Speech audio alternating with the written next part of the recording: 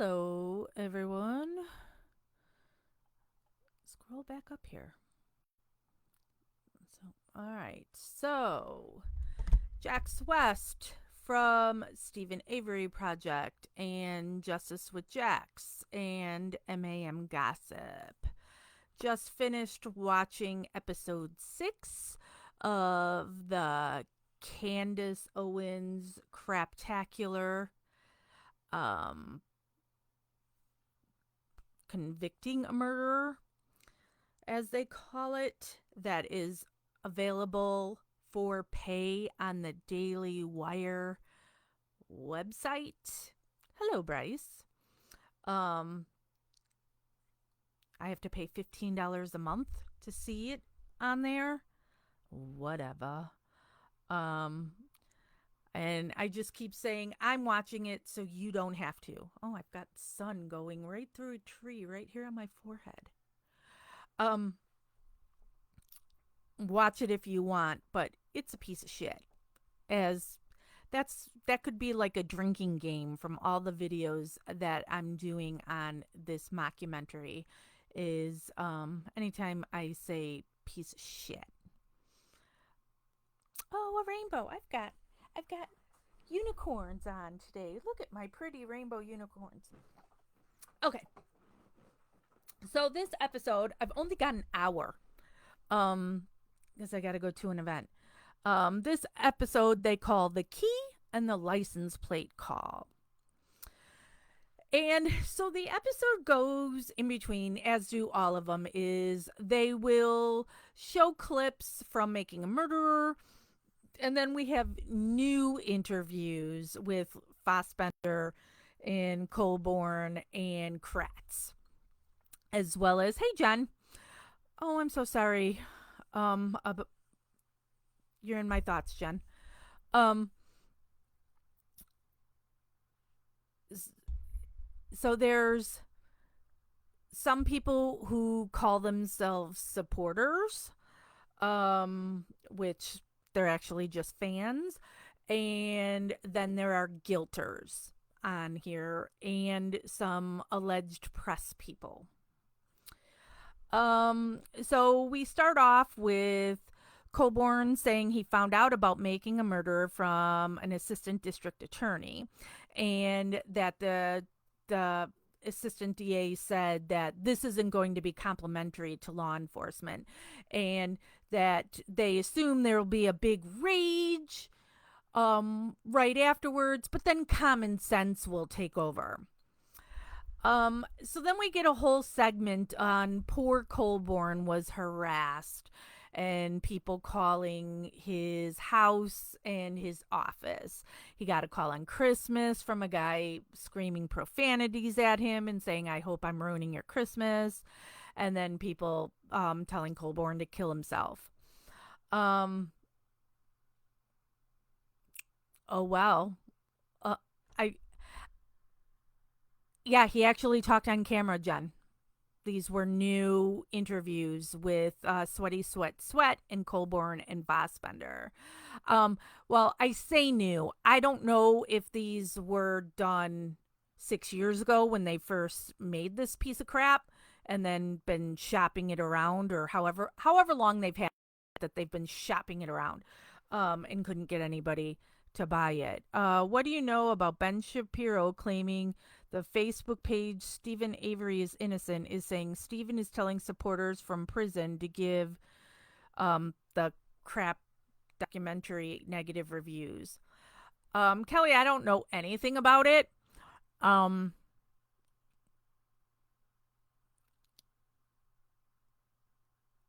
for every action, there's a reaction. So for every supporter or fan, there's a guilter who would be giving it a good review. So it's so dumb.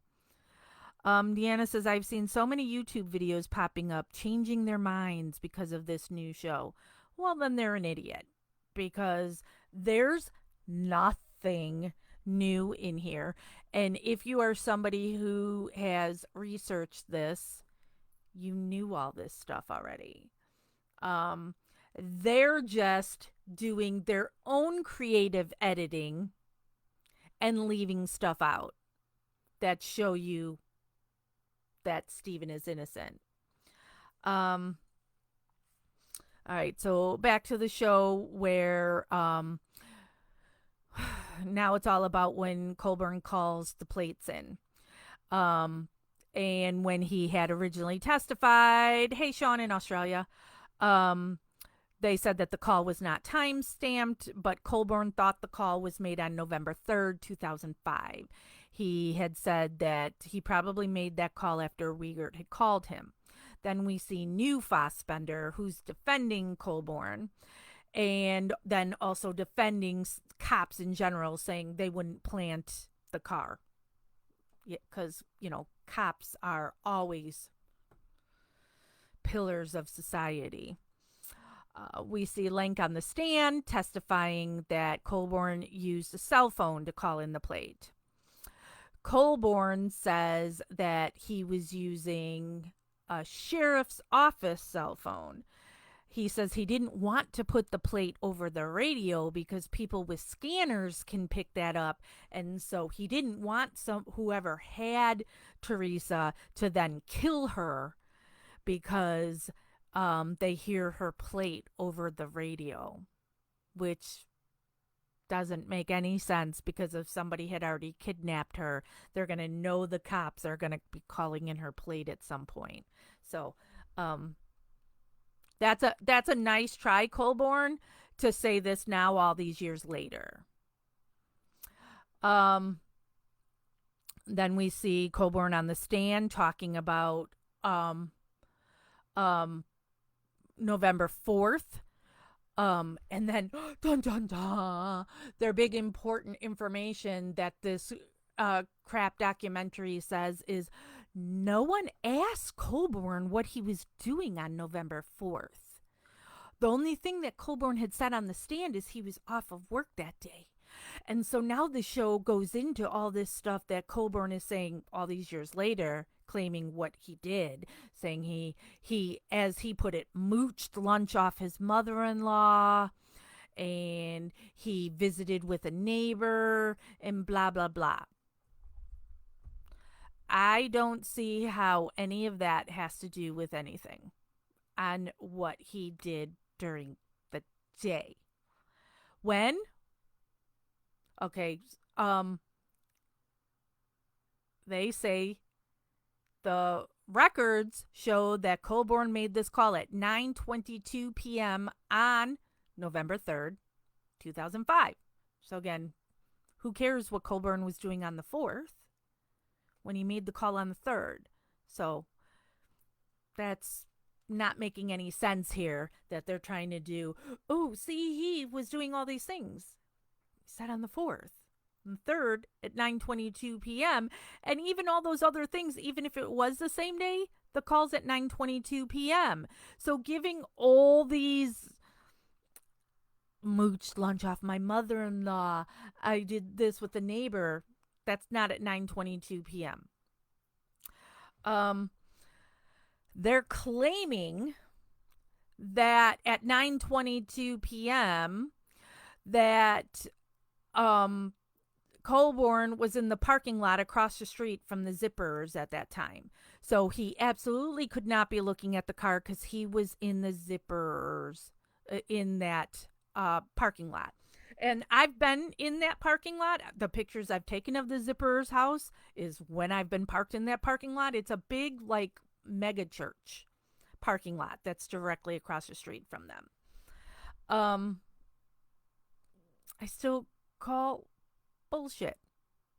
And this doesn't help them at all. Colburn is saying he had written down the license plate while driving, which he's like, you can't always pull over to write something down. I'm sorry, but I'm going to guess his little job in Wisconsin wasn't always so active that he couldn't pull over to write something down. You're now driving dangerously by, he said he was writing it on his knee. Driving and writing on his knee. That kind of doesn't make sense to me. Um, so he said he wrote it on his knee while driving and then couldn't read it. So that's why he had to call to verify the plate. Um, so the crap show thinks that this discredits anybody on the side that questions if that Colborn was looking at that car. Um, One of the news guys that's on here, I'm not even going to use any of these douchebags' names because why give them that anymore? But a news guy bitches about Steven's lawyers doing press conferences and that they were like trying to explain their case. And this has already been explained in Making a Murderer. Maybe it was in part 2. I don't recall which one it was, but um they didn't want to do press conferences and only were because Kratz and Michael Hallbach were. So since they're going to go and do this, they were going to counter it.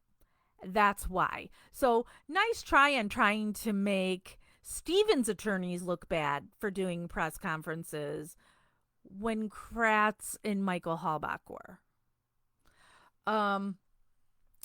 Next segment is where they're claiming that Making a Murderer took Colborn's reaction shots out of context and claiming that they used the same shot 3 times.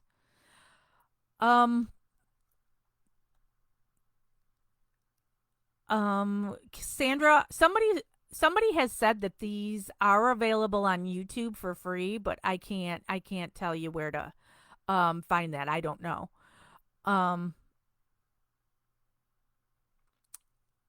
Where was I?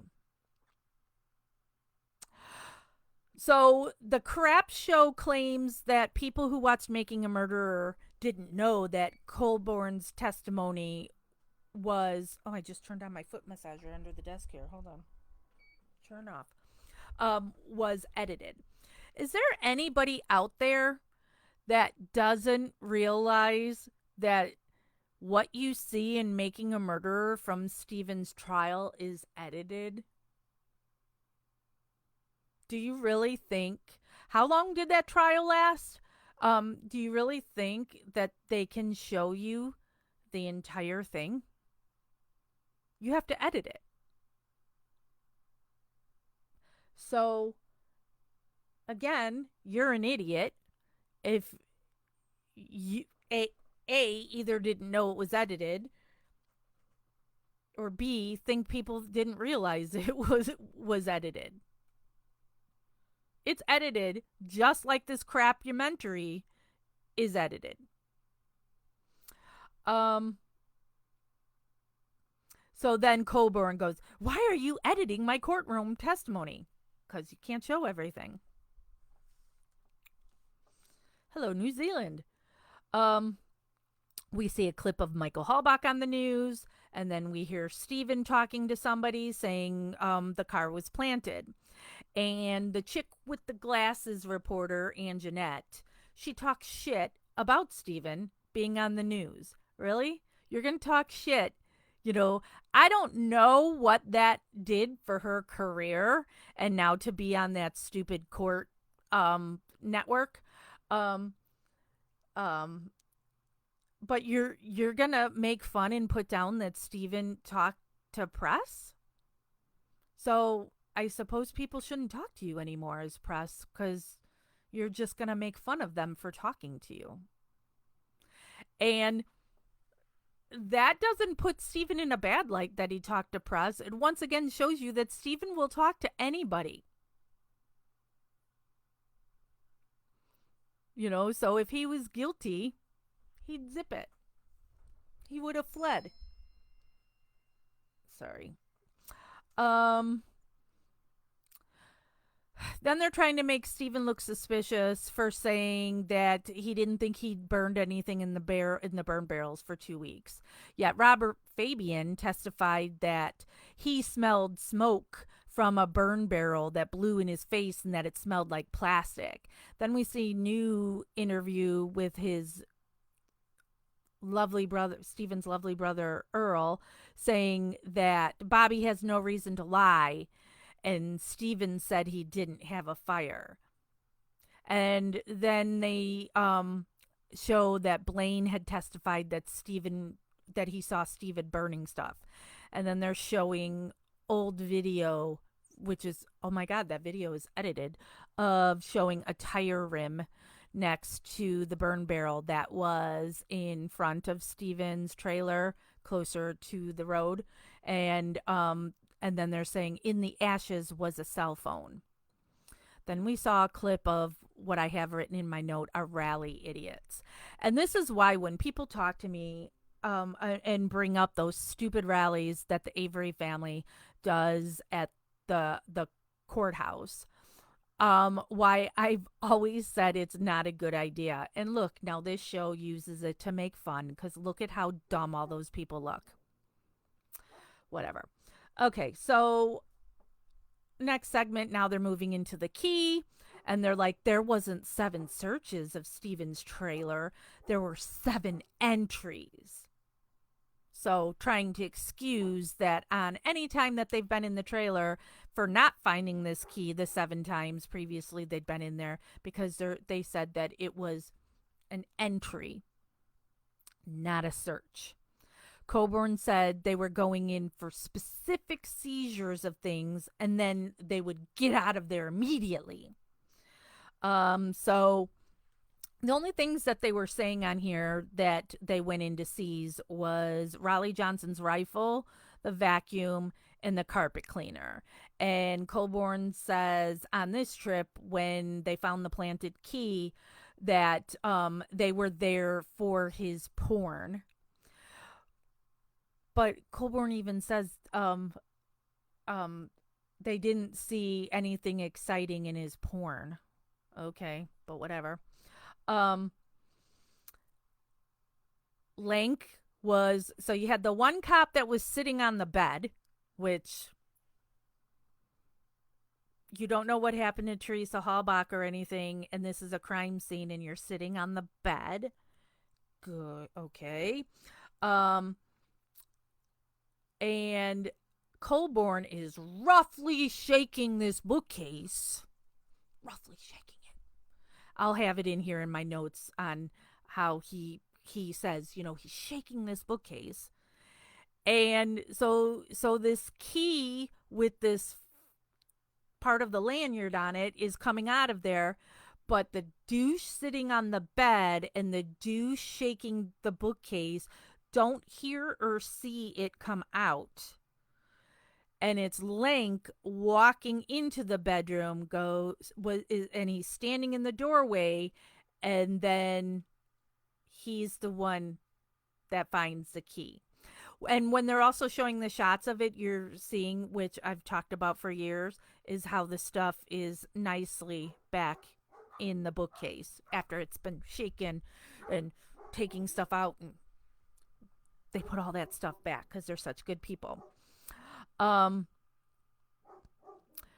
Coburn claims, and this is how he worded it, he was cramming things back into the bookcase and not gently, and that he bashed the back of the bookcase and thinks that's what popped the back of it off, that then the key falls out that way. But now remember, Zellner does her own investigations and all this stuff, and nobody's been able to duplicate how you could shake this bookcase on the floor, shake the bookcase, and this key is, the back is going to be able to pop off, and this big key with the lanyard to pop out and curl around and go on the other side. They mention and show the change that's on the top of the bookcase that we supporters have said for years. How are you roughly shaking this, and the change just remains on top of the bookcase. Coburn says he doesn't even remember change on the top of it. Well, but your pictures show there was change on top of it.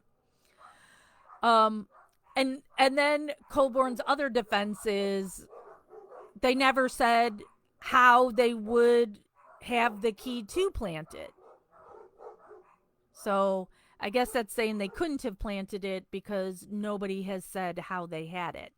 I've said how they got it. They got it from Ryan Hilgas. They got it from Ryan Hilgas, Scott Blodorn, and Michael Halbach because that is her spare key, not her ignition key. That is her valet key. And I don't know why they're leaving this out when they're talking about the key,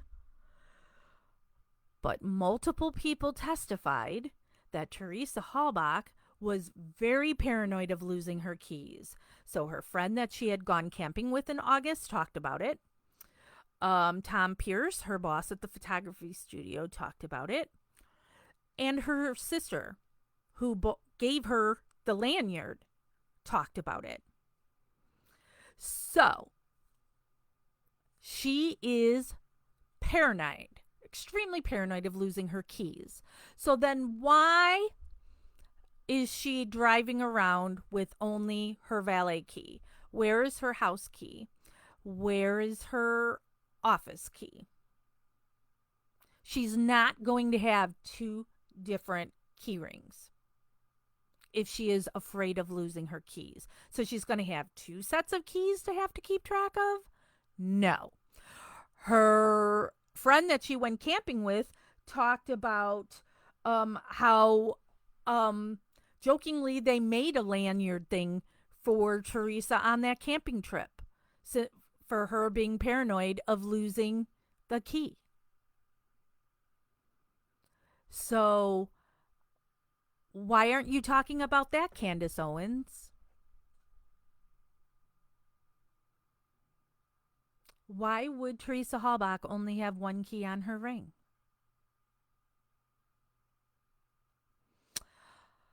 Where was I? Kratz in the new stuff said, the key just made his job harder and he was angry, because of Manitowoc being the ones to find it. Fassbender in the new interviews says he doesn't recall Kratz even being at the trailer that day. So some conflicting thing from the two buddies, because Kratz is saying he went there and was pissed off, but Fassbender is saying he doesn't remember Kratz coming there. The key was taken to the crime lab, and big hair Sherry Culhane said that it was Teresa's key because she put it into the ignition. No power came on because the battery was disconnected. And then they're claiming that Stephen disconnected the battery because he didn't want somebody to have the fob, because that's another thing. Her car would have a fob to unlock the doors and such, and she doesn't have that. So now they're trying to claim that Stephen disconnected the battery so nobody could use the fob to then locate the car.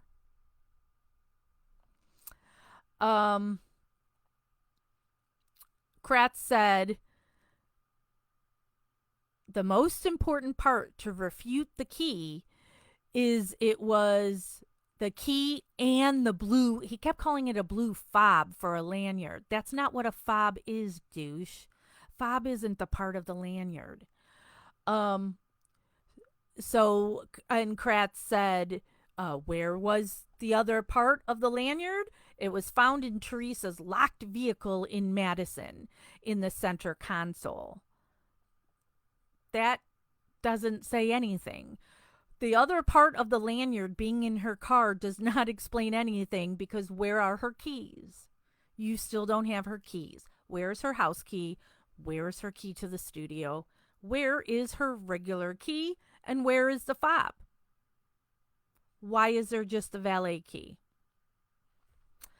Then they talk about it was Stephen's DNA on the key, but not Teresa Halbach's DNA. Big hair Sherry Culhane says the last person to touch a key is whose DNA would be on there. That if you were to bleed on a key, that would mask any other DNA that was on there before it, plus wiping it off. Kratz said on November 9th, he decided it was time to get Stephen Avery off the street, so he charged him as a felon in possession of a firearm. I thought it was interesting that they showed Candy Avery in old footage telling people it was Raleigh Johnson's gun. So apparently back when this happened, when she was still married to Earl, she wasn't saying anything negative about Stephen at that time, but now she is for this mockumentary. We saw footage again of one of the stupid rallies, and I have to comment on. I mentioned this in another episode, but one of the idiot people at the rallies who she's in this mockumentary as a family supporter, because that's a thing too, because she hates Stephen Avery and has talked so much shit about Stephen, and is a guilter actually, but she likes the attention from supporters. So at this rally, she is wearing a sign my husband made, and she's carrying a sign my husband made. So just think that's funny. He wasn't paid for those things, but there she is at the rally, using my husband's artwork. Anyway, they talk about Teresa Halbach's blood was found in the cargo area, and they used her pap smear to say that was her blood. And they say the way the blood was in the cargo area, it looked like that it was blood from a head wound. Then they said that Stephen's blood was in 6 spots in the car. Candace Owen says there's no reasonable explanation for his blood in the RAV. I'm not even, what time is it? Oh, I've got plenty of time. There's plenty of reasonable explanation. It was planted. Kratz says the blood tells that Stephen Avery was in the car, and that the bleeding in the car was active bleeding from his right finger. Okay, but see, that's what he's saying there. But remember that, because I might forget how they call it later. I think they were calling it like blood crusts, and I wrote it down. But anyway, then we have the dumb reporter with the glasses saying how she saw Stephen had a huge cut on his finger. And we hear Stephen talk about that he had gone to Menards that Thursday night, and Friday morning he noticed the blood was gone. Fassbender says the 6 blood spots of allegedly of Stephen's were from different types of blood patterns. So they're saying this one dripped, this one swiped, blah, blah, blah. Oh, and this is when they were saying blood crust. Now, remember, in Making a Murderer Season 2, Part 2, whatever they call it, that something that Kathleen Zellner talks about is, the dried blood. So that's blood that you could have. Oh my God, even thinking of this bothers my ears. If you saw Stephen's blood on his sink, you could take a knife or whatever and scrape those blood chips. Yeah, blood flakes. Okay, but on this, they're calling it blood crust. And then drop that onto the floor. That's how that could be transferred. That's not actively dripping blood, doesn't then crust like that and rest at the top of the carpeting. But, of course, this Candace Owens movie, mockumentary, doesn't talk anything about that. They're not editing anything. No, not them. They talk about the swipe near the ignition. And Kratz says experts say that was from active bleeding and couldn't be planted. There couldn't be?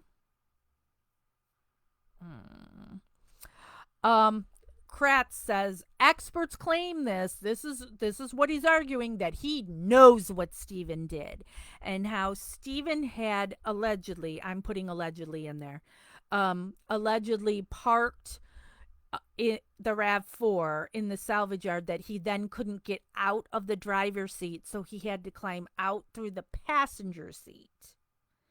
So that is how Stephen then got the blood in the car. I would love to see Stephen try to climb from a driver's seat out through a passenger seat. I'm just saying. Then they talk about Stephen's blood in his Grand Am, and that those were an active bleeder, and that big hair Sherry Culhane that put her in his house, or um in his trailer, or um how was it worded? Put her in his house or garage? Is that what it was? Big hair who, contaminated the stuff as well, said that this was active with Stephen. Candace Owens, why didn't you talk about how the lab technicians have ruined the samples because they had Stephen's Grand Am in their storage next to the RAV4? Put her in Stephen's house or garage. Thank you, Deanna. And the bumbling lab tech went from car to car without taking his gloves off. So you can't say that anything in Stephen's Grand Am or Teresa's RAV4 isn't from the transfer because the lab idiot was an idiot and didn't take his gloves off in between vehicles. Anyway, now they want to talk about the fingerprints in the car that have never been identified. And they're now trying to claim that those are going to be Teresa Halbach's, and they don't have Teresa Halbach's prints to compare them to. So, you took her toothbrush and you took her vibrator and you brought those to Stephen's house for whatever reason. I don't know why you're bringing stuff from Teresa Halbach's house to Stephen Avery's trailer. Let's not even get that. Ooh, Bryce. Interesting. Um, um, um, um. So you're taking her vibrator into custody. Maybe she cleaned it. I don't know. You're telling me, and everything in Teresa's house, you couldn't find her print to compare it to?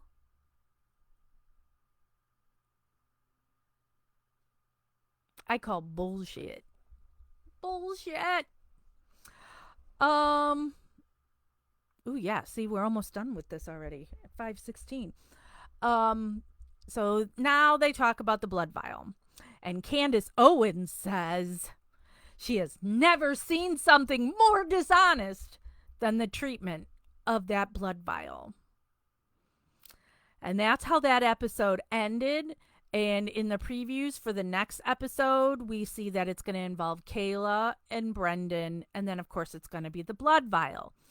So that will be episode 7 that comes out. It's called The Vial of Blood, and it comes out on October 5th. So, and maybe somebody needs to remind me, so I can get fully prepared after that one.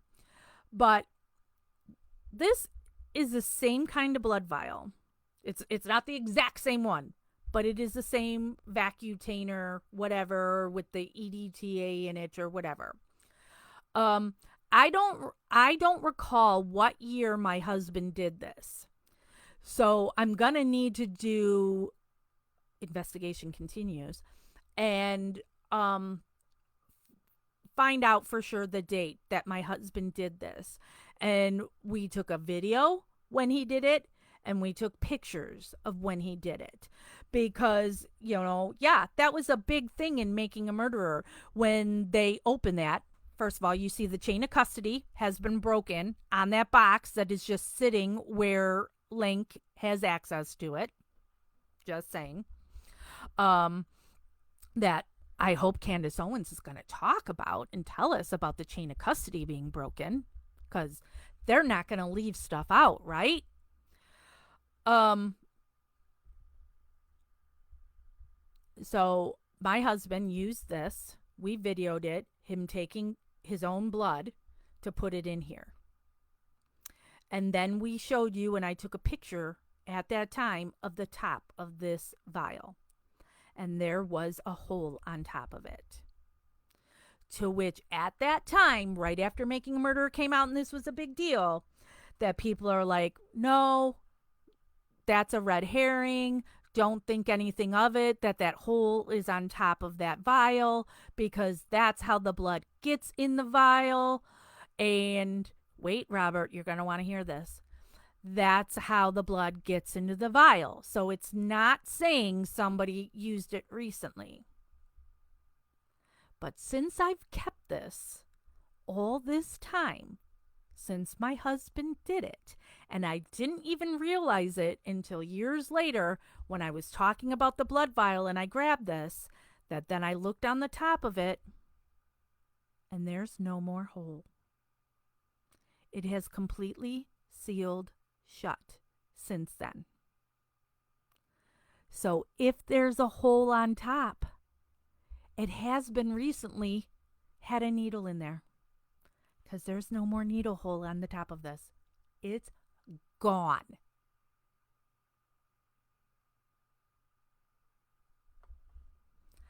I feel this is such a huge thing that nobody talks about but me, because I'm the only one that's done this, that used this myself. And there is no more hole on top of this. So before we go live next week, I will try to remember to look up the video and the pictures from when my husband and I did this, and then I will take pictures of the top of this, because doing all this, it doesn't zoom into it, that you can't really see that there's no more hole on the top of this thing. It's completely gone. And so is my husband's blood, by the way. You can see some of it down here at the top. But, so there's no hole, so there's no hole here, like this is getting all this oxygen and stuff, but his blood has all completely dried up and is gone out of this thing. Oh, sorry. No hole on the top of this vial. However many years later, he probably did this in 2016. No hole anymore. But when he did it in 2016, there was a hole. So, them going to, in this next episode, want to rip apart anybody being suspicious of there being a hole in it, because ha ha ha, there'd always be a hole on the top. Well, there's not in this one. So, I'm gonna need to really bitch about that episode. That one's, I know, gonna drive me mad. And maybe I should have my husband do it again with another thing. So we can show you what it looks like fresh from just doing it. So these episodes come out on Thursdays. What is my schedule next week?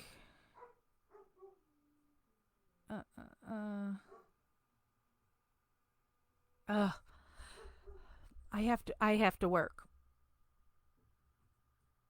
But I'm not working early. I'm going into work later because I'm going to have to work until almost like 9 o'clock at night. So maybe I could do during the day before I go into work. And I'll try and remember. Because just know I'm going to lose my mind on this vial of blood, because everything they're going to say is going to be total bullshit.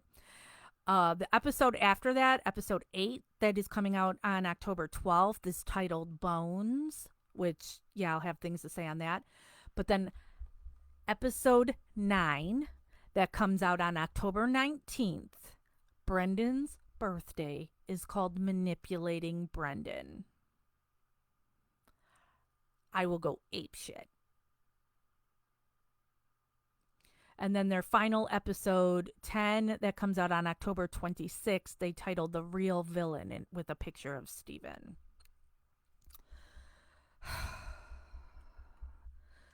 So, uh, I'm going to close this by saying once again, this mockumentary is not showing us anything that is proving Stephen's guilt, is saying anything is manipulative about making a murderer, and anything to prove that um, law enforcement is innocent. Nothing. They're really grasping at straws here. And why?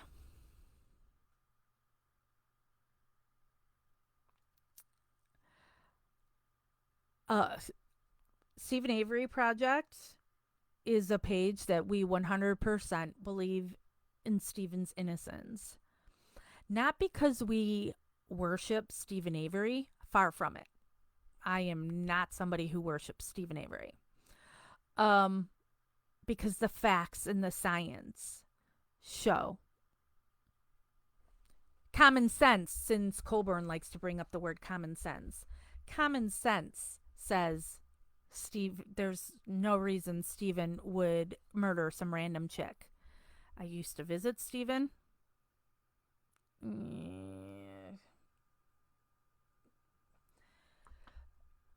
Um, I don't currently have any relationship whatsoever with Stephen because some of his fans have convinced him that I'm bad.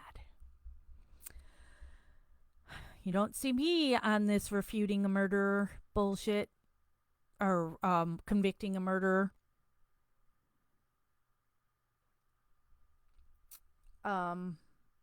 I know Stephen is innocent. And also, before I go, a question we're always asked. Yes, Kathleen Zellner is still on Stephen's case. She has not left, but Kathleen has said it typically takes her 16 years to overturn a wrongful conviction, and she has only been on this case since 2016. So, unfortunately, we just have to be patient, and that's hard. I get it. Um so I will go live sometime Thursday next week to go over the vial of blood.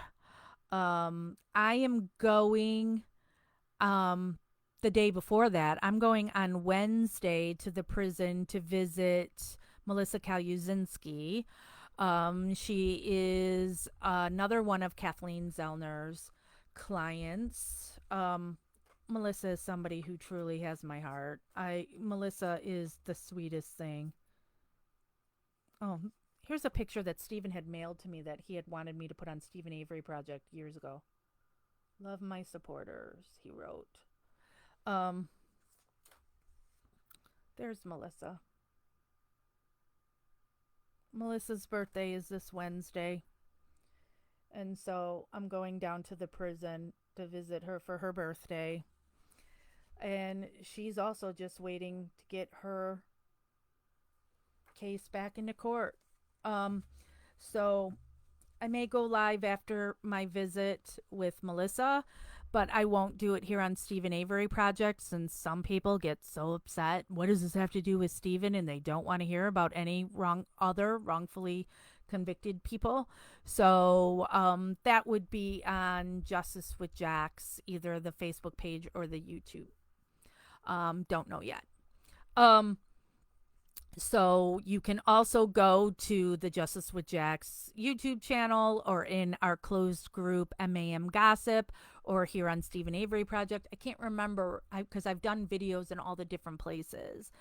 But like when Bryce brought up what Colburn said in his book, that's a video I did when Colburn's book came out. We did a book club where I read you the entire book so you didn't have to spend the money on that piece of trash. So you can find that video of me reading Kratz's book. We've also read Farrick's book and Oh, I guess while I'm talking about books, here's my book, Wrongfully Abused. I'm really bad at doing this with the camera. Making an Advocate for Stephen Avery by Jax West. That is available on Amazon. That is about what has been done to me, what my experience has been in being a supporter of Stephen Avery. So you can find Wrongfully Abused on Amazon. And I've been toying with another book on Stephen's case that I want to write. And watching today's episode put that in my head even more that I got to write that. So, stay tuned for when I write the next Stephen Avery thing. Oh, and I'm doing I work in politics, and actually my friend who's running for office, I'm going to her fundraiser that starts in a half hour. I am donating my time for another fundraiser for her where I'm going to talk about the case and the writing of my book.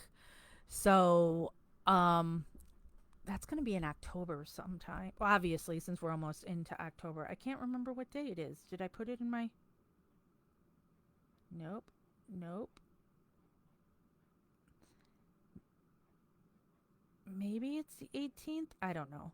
But an event hasn't been made for it yet. But when it does, maybe we'll share it if anybody is in the Chicagoland area and you would like to attend it and see in person me talking about the case. So, all right, I'm going to go because I got to get on the road to go to this fundraiser. Thank you, everybody, for joining me for this Rebutting the Piece of Crap mockumentary, Convicting a Murderer, Episode 6. Can we do a read-along of my book? We've never done that, have we? Christopher, have we done that? We have not done that. There's my reminder telling me my fundraiser's in a half hour. So, interesting, Jen. I've never even thought about it. But hey, I do these read-alongs because I want you to pay the money for the book. Or because I don't want you to pay money for a book. I want you to buy this book. Wrongfully Abused. Okay. I'm really out now. Thank you, everybody. And oh my God, wait, another thing before I go. I just started watching the new Murdaugh thing on Netflix. So we're going to have to discuss that on Justice with Jax at some point. But I'm working like a mad person right now. All right. I am out. Thank you, everybody. We'll talk next week. Investigation continues.